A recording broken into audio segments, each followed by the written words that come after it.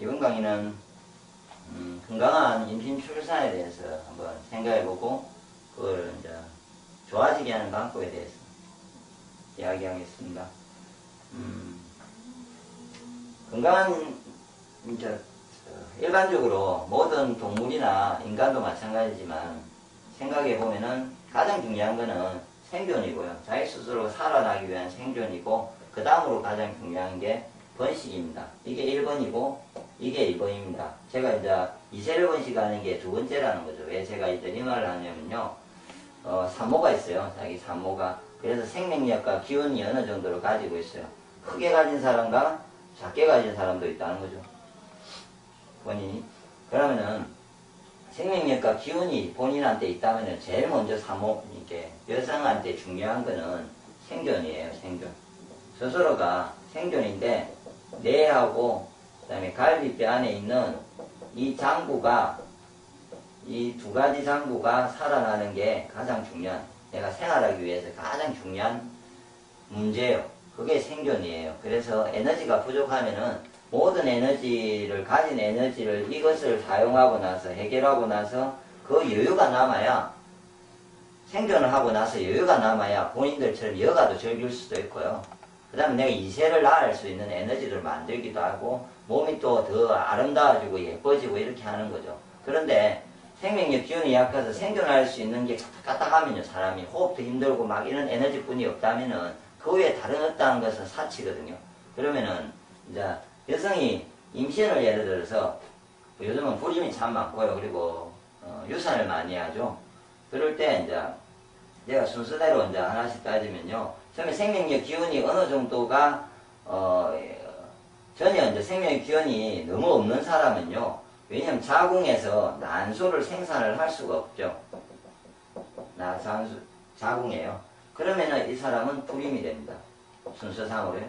맞죠? 그런데 그거보다 약간 생명력 기운이 좀 좋다면요. 임신은 좀 돼요. 임신은 됩니다. 그런데 문제는 임신을 했다는 자궁에 태아가 어머니로부터 생명력 기운을 나눠서 써서 같이 자라야 되죠. 근데 같이 자라야 되는데 여성 산모 스스로가 생존하기가 태아가 크면 클수록 많은 생명력과 기운을 빼앗기게 돼 있어요. 그런데 주다가 스스로가 어떤 이유 때문에 좀 부실하게 지냈든지 건강하지 못하게 지냈든지 힘들게 지냈든지 아니면 스트레스를 왕창 받든지 그렇지 않으면 자체 에너지가 부족하다 보면은 태아한테 에너지를 주다가 생명력을 주다가 어느 순간에 멈춰질 때가 있죠. 그럴 때는 유산이 되기도 합니다. 유산. 멈춰지면요. 순간적으로 멈춰서 잠시라도 한 5분 이상이든 10분 이상이든 멈춰지면은 유산이 되는데 그 유산이 되고 나면은 그거를 이제 밖으로 빼내야 되기 때문에 생존하기 위해서 그래서 이제 그렇게 뭐 출혈이 일난다든지 여러 가지 이제 그런 현상이 발생하고요. 그 다음에 태아가 이제 그 정도보다 조금 더 나으면은 잠시 동안 이렇게 뭔가 스트레스를 심하게 받든지 어떤 문제가 있을 때 제가 스트레스를 엄청나게 심하게 받고 너무 가로를 했어요. 그럼 그날따라 내가 그 태아의 어떤 게 만드는 날이 다르거든요. 오늘은 뇌를 만들 부분이 있고 오늘 손가락도 만들고 어떤 날은 폐도 만들고 예? 그게 만드는 시간이 서양학적으로 이렇게 정해져 있어요. 며칠은 어느 정도 통계적으로 있습니다. 그걸 만들 때 그때 생명력이 기운이 산모가 좀 부실해서 공급이 되지 않으면 그쪽에 문제가 돼서 기형이 생기겠죠. 그러려면 어떤 기형이 발생하게 됩니다. 예.